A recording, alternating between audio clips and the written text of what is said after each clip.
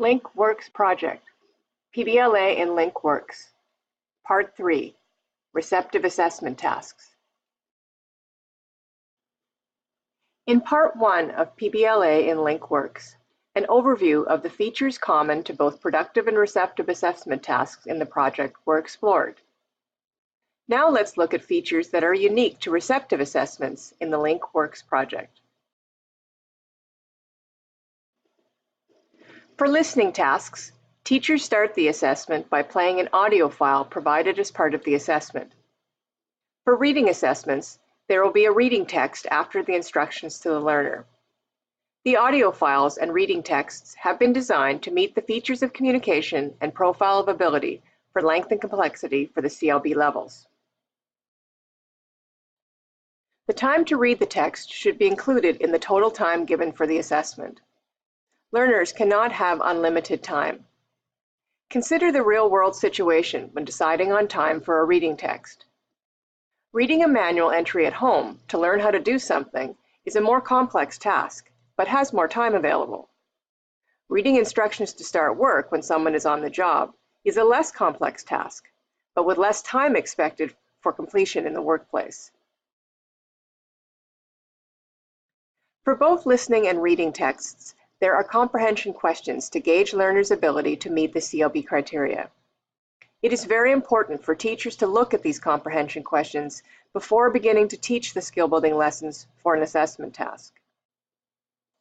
One reason to look at the comprehension questions is that they are linked directly to the indicators of ability in the assessment tools.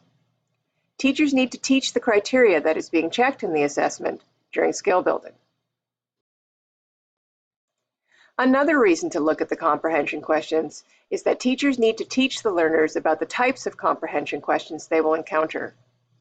Learners should never encounter a question type for the first time during an assessment, and it can never be assumed learners will just know how to answer a particular type of question.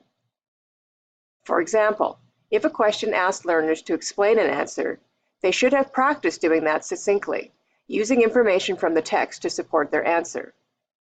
If a question asks learners to rewrite false answers on a true or false question, they should have practiced doing that in class as well. Remember, the challenge should not be figuring out the questions. The point is to check if learners meet the CLB criteria, indicating they can do the task in the real world. Following the comprehension questions are the PBLA and Essential Skills Assessment tools, as well as a self-assessment and reflections for the learners. These are explained in detail in Part 1, the overview to PBLA in LINC Works. Finally, for listening and reading, answer keys and transcripts for the teacher are included at the end of the assessment tasks package. Remember, PBLA should not be treated as a standardized test, and teachers should not be teaching to the assessment, nor teaching without regards to the design of the assessment tasks and the CLB criteria included.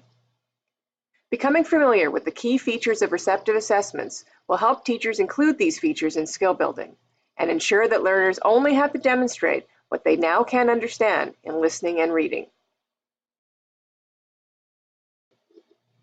There are 4 parts to this PBLA in LINC Works Information for Teachers series.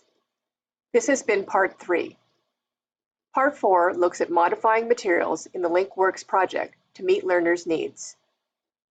Teachers should view all 4 parts of PBLA in LINC Works to understand how to use and modify the LINC Works PBLA material with their classes. End of Part 3.